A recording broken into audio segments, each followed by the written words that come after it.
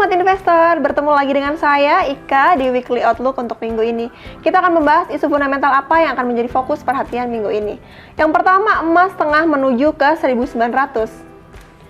Kenaikan laju inflasi Amerika Serikat mencapai level tertingginya dalam 31 tahun berhasil membawa indeks dolar ke atas 95. Kenaikan inflasi Amerika Serikat memicu kecemasan pasar sehingga mendorong investor memburu aset-aset lindung nilai seperti dolar dan emas.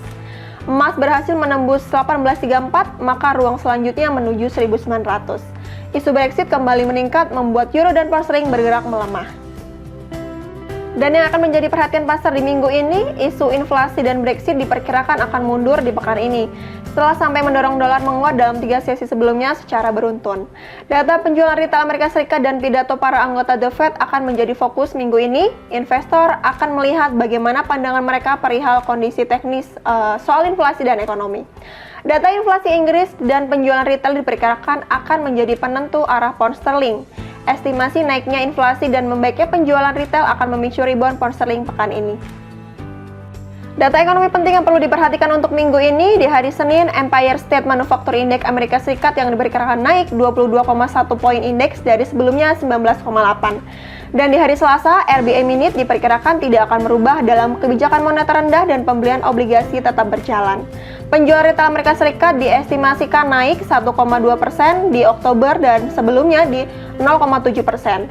Di hari Rabu, inflasi konsumen dari Inggris di Oktober diperkirakan secara tahunan CPI naik 3,8% dari sebelumnya 3,1%. Sedangkan zona euro, inflasi konsumen CPI untuk tahunan tetap 4,1%. Dan di hari Kamis, data mingguan klaim pengangguran Amerika Serikat diperkirakan turun 260.000 dari sebelumnya 267.000. Dan di hari Jumat, data penjualan retail Inggris diperkirakan tumbuh 0,5% dari sebelumnya 0,2%.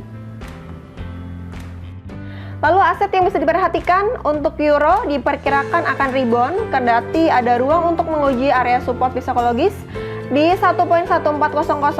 Penembusan dan penutupan di bawah area tersebut akan menuju tren penurunan jangka pendek ke kisaran 1.1300 sampai 1.1350. Potensi pengembalian harga bila kembali bertahan di atas 1.1475. Buy on weakness bisa dilakukan euro di kisaran 1.1410 sampai 1.1430. Dan untuk pound sterling, 13425 jadi area penting bagi turunan tindakan pound sterling secara jangka pendek karena penembusan area tersebut akan membawa pound sterling ke area 1.3550. Sebaliknya, pertahanan di atas area tersebut sampai saat ini akan membuka ruang rebound bergerak naik dan bergerak dalam range 1.3580 sampai 1.3640.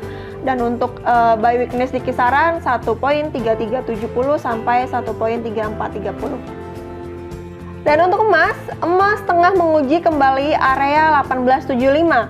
Penutupan di atas area tersebut memudahkan bagi emas untuk melaju ke 1.900. Emas diperkirakan akan menjajaki kembali area level high tertingginya tahun ini di 1916. Emas dalam pekan ini diperkirakan akan bergerak pada rentan harga 1830 sampai 1900. Koreksi terjadi bila penutupan di bawah 1830, sell on high di kisaran 1890 sampai 1810. Ya, Smart Investor, ruang koreksi dolar akan terjadi pekan ini karena pasar sudah mempertimbangkan langkah yang akan diambil The Fed dalam menyikapi kenaikan laju inflasi.